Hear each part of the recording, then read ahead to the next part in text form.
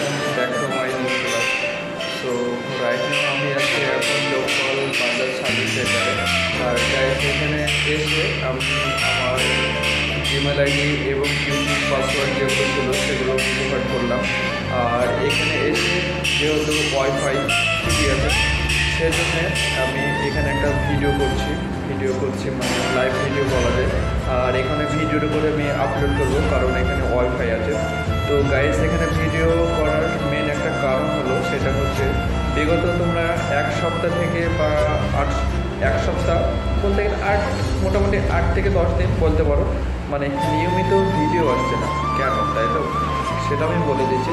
নিয়মিত ভিডিও আসছে না এবং শর্ট আসছে না, তারও কারণ হলো গত সম্ভবত আমি 28 কি 24 তারিখে আমি বাড়ি থেকে তোমার একটা জায়গায় যাই বলতে গেলে আমার সেখানে যাওয়ার কোনো পরিকল্পনা ছিল না, সেখানে যাওয়ার কোনো মতামত ছিল না। সেটা ব্যতিক্রম হয়তো অ্যাক্সিডেন্টলি আমি সেই জায়গাটায় চলে গেছি। সেটা হচ্ছে তোমার বলে দিই মানে আমার আইডিটা আমি ফিরে পেয়েছি। বহরমপুর থেকে কলকাতায় একটা এপিসোড আমি ব্লগটা করেছিলাম কাজের মাধ্যমে, সেটাকে এডিট করে আমি আবার আপলোড করেছিলাম। যা ভাগ্যিস তোমাদেরকে সেটা প্রমাণস্বরূপ আমি দেখাতে পারবো। তো গাইস গত 24 তারিখ সম্ভবত এক্স্যাক্ট তারিখ আমার মনে নাই, মানে পার্টস আমি নিয়ে আসিনি সেজন্য মানে ট্রেনের টিকিটে ডেট ফেলা আছে, গত 24 তারিখ হবে হয়তো। আমি বহরমপুর থেকে কলকাতা চিতপুর এক্সপ্রেস ধন্যধন্য এক্সপ্রেস সেটা একটা ট্রেন জার্নি ব্লগ করেছি, সেটাকে আপলোড করা আছে, সেটাকে আনলিস্ট করা আছে, সেটাকে পাবলিক করে দেবো, তোমরা দেখতে পাবে। এবার ওখান থেকে আমি যাই দেহরাদূন হচ্ছে উত্তরাখণ্ডের একটা রাজধানী। তো কলকাতা চিতপুর থেকে আমরা তোমার ব্লগটা এন্ড করে দিই, তারপর আরেকটা নতুন ব্লগ শ্যুট করি। সেটা হচ্ছে তোমার কলকাতা চিতপুর থেকে ট্যাক্সি ধরি। তো কলকাতা চিতপুর থেকে ট্যাক্সি ধরে আমরা যাই হাওড়া স্টেশন থেকে উপসোনায় এক্সপ্রেস 123 মানে 12327 মনে হয় ট্রেনের কোড নম্বর উপসোনা এক্সপ্রেস, সেটা দুপুরে 1টার সময় ছাড়ে। আর দেহরাদূনে পৌঁছে দেয় মনে হয় সম্ভবত সন্ধ্যেবেলায়। আর আমরা দেহরাদূনে আমরা যাইনি, আমরা যাই তোমার হরিদ্বার স্টেশন।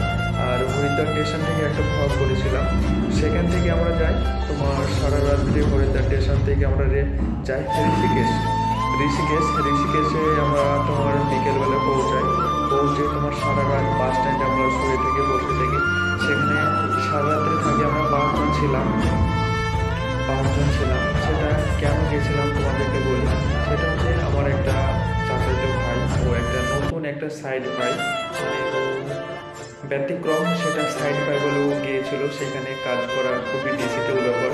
আর আমি তোমার কি বলবো ট্রেনের লোকেশান বা ম্যাপস বা অল ইন্ডিয়ার যেখানে যাই এখন আমি ম্যাপস এবং ট্রেনের রুটটা কিন্তু আমি ভালো জানি, সেজন্য যথারীতি আমাকে নিয়ে যায়, আমি বুঝতে পারি।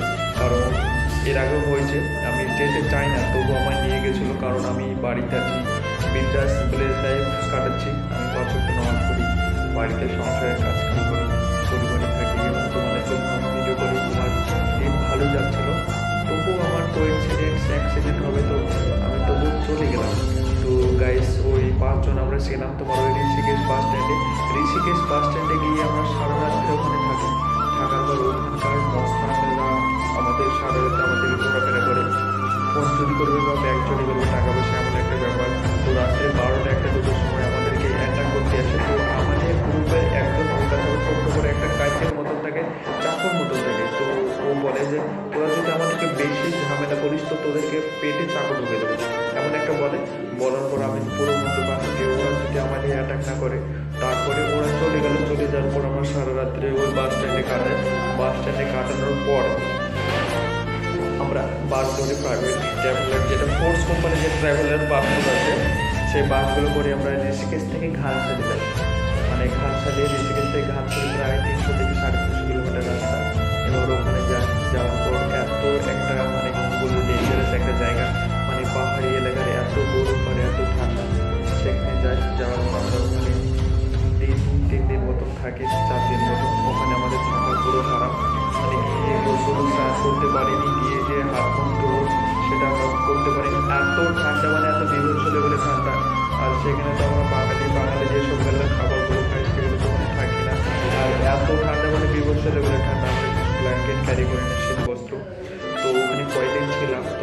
চোখের ঘুম হারাম, রাত্রে খাবার হারাম খাওয়া এবং নিয়মিত গোসল করবো, স্নান করবো, সেটাও আমাদের পুরো হারাম। তো যাই হোক, ওখান থেকে আমরা চলে আসি। আসার পর ওখানে মানে দুটো ব্লগ করি, আর ওখানে একটা ব্লগ করি, একটা ব্লগ করি, আর শর্ট কিছু করা ছিল। তো সমস্ত ব্লগগুলো মানে সময় পাচ্ছে না, সেটা এডিট করতে পারি। এবার ওখান থেকে আমরা ব্যাক আসবো, মানে ওই তোমার ঘাটশালি থেকে আমরা এসেছিলাম ঋষিকেশ। মানে ঘাটশালি থেকে আমরা মানে আমরা যেখানে ছিলাম সেটা হচ্ছে বন্ধ বলে একটা জায়গা, ওখান থেকে আমরা ঋষিকেশ একটা মানে পিক আপ ভ্যানে যা করছে। তারপরে ঋষিকেশ মানে ঘাটশালি থেকে আমরা তেহরি মার্কেট বলে একটা জায়গা আছে, পাশে যাই। সেখানে আমাদের 100-200 টাকা মনে হয় সম্ভবত ভাড়া নেয়। তো 600 টাকা মনে হয় নেয় মানে 5 জনে ছিলাম।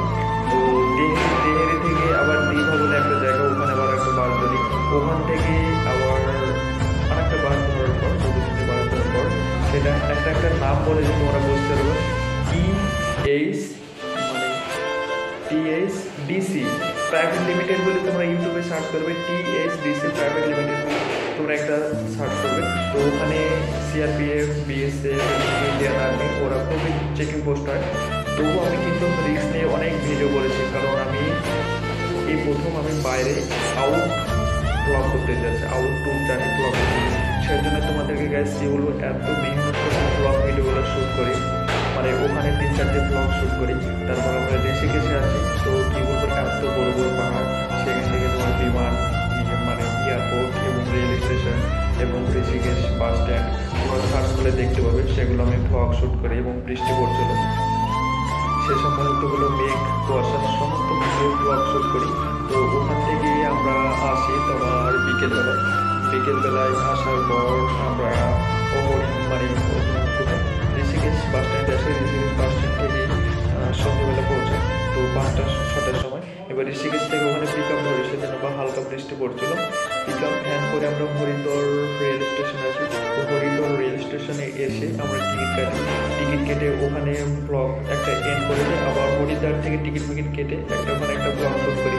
তো কোইন্সিডেন্টলি আমি টিকিট কাটার পর আমি ভিতরে প্রবেশ করি। যথারীতি ভিতরে প্রবেশ করার পর গাইজ ওখানকার কী বলবো, এত অভাব, মানে মানুষের কাছে ভালো স্মার্টফোন নাই এবং নিয়মিত খেতে পারি কি তা নিয়ে একটা সন্দেহ আছে।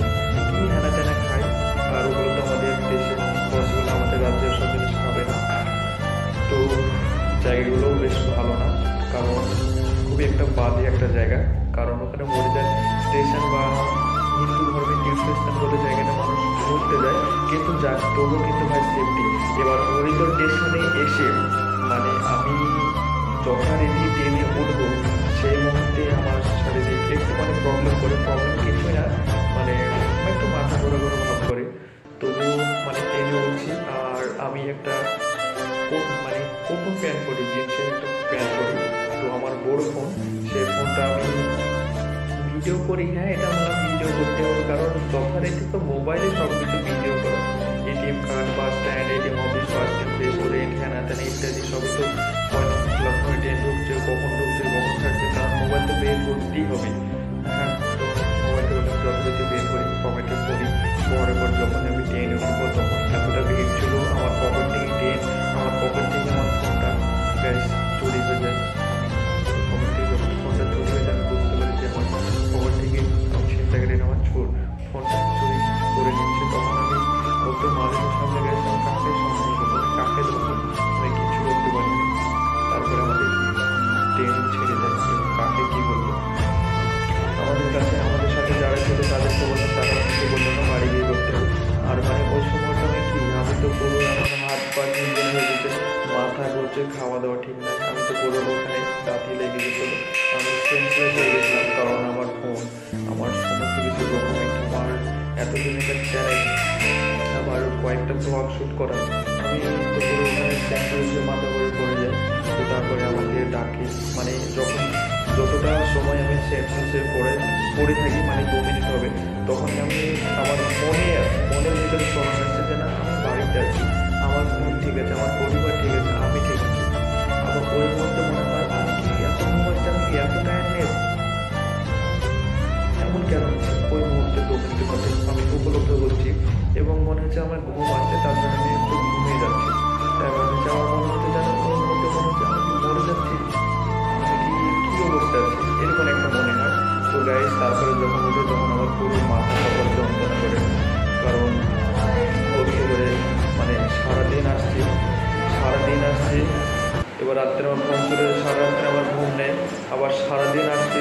সারা রাত্রে আসছি, আবার সারাদিন এসে সন্ধ্যেবেলা আমি বাড়ি পৌঁছাচ্ছি। তো গাইস আমার ফোনটা চুরি হয়ে গেলো। আমি সিআরপিএফকে বলেছিলাম এবং ওরা আমাকে কিছু করতে পারেনি, ওরা অন্য পদক্ষেপ দেখাচ্ছে।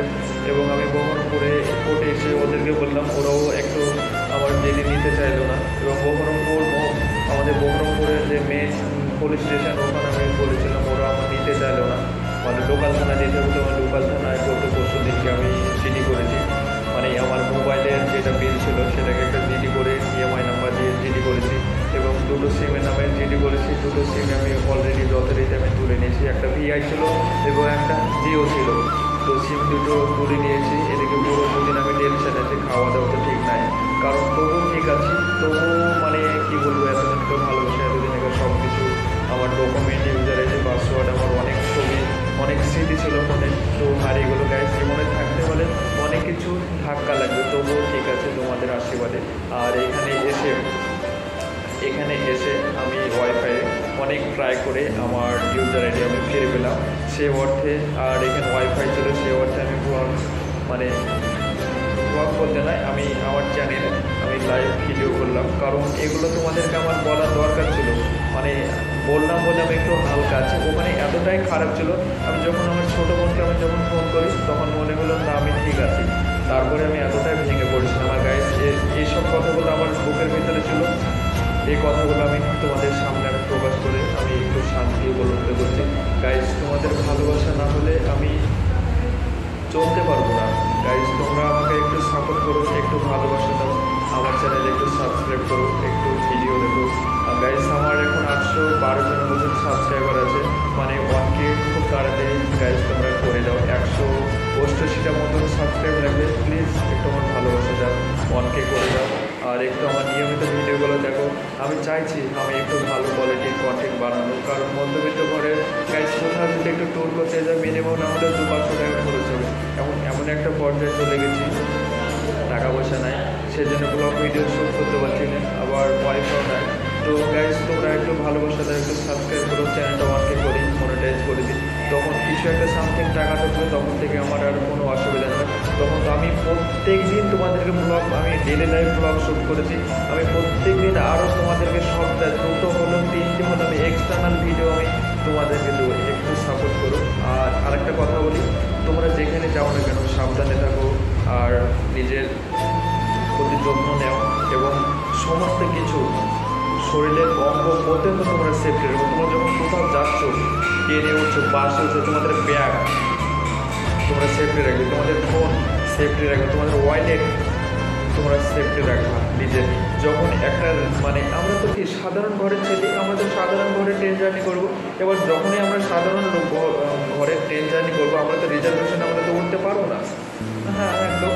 তো যখন সাউথে ক্যানিংয়ে যখন উঠবা, বা দক্ষিণেশ্বর, টালিগঞ্জ বা ঢাকুরিয়া লেক, কলকাতা সাউথে যখন তুমি শিয়ালদা লাইনে যখন চলাচল করবা, তখন কি তুরান্ত গতিতে তোমাকে ট্রেনে উঠতে হয়। তোমরা জানো, আমি আশা করছি তোমরা জানো। তো তুরান্ত গতিতে যখন তুমি ট্রেনে উঠবে তখন কী করে, তোমাদেরকে ব্যাগ সেফটি রাখতে হবে, অবশ্যই ফোন, ওয়ালেট এবং ইত্যাদি। এবার ওই মুহূর্তে যখন তোমরা ট্রেন উঠে যদি পড়ে যাও, তোমাকে আবার অ্যাটাক করে মানে শেষ করে দেবে। তার জন্য বাইরে চললে পারে অঙ্গ প্রত্যঙ্গ সমস্ত দিক দিয়ে তোমাদেরকে সচেতন থাকতে হবে। তো গাইস আমার ফোনটা চুরি হয়ে গেছে, যাক, আমি চাই না আরও ফোন চুরি হয়ে যাক। তো আজকের ব্লগটা এ পর্যন্ত রাখছি, এই জন্যে মানে লাইভ ভিডিওটা বড় হয়ে যাচ্ছে। প্লিজ লাইক করো, কমেন্ট করো, সাবস্ক্রাইব করো, চ্যানেল নতুন হলে সাবস্ক্রাইব করো, আর পাশে থাকো। আর গাইস তোমাদের সাপোর্ট না হলে চলতে পারবো না। আজকের ব্লগটা এ পর্যন্ত রাখছি, দেখা হচ্ছে তোমাদের সাথে নেক্সট ব্লগে। ততদিন সবাই ভালো থেকো, সুস্থ থেকো, তাহলে take care and love you all. Okay by.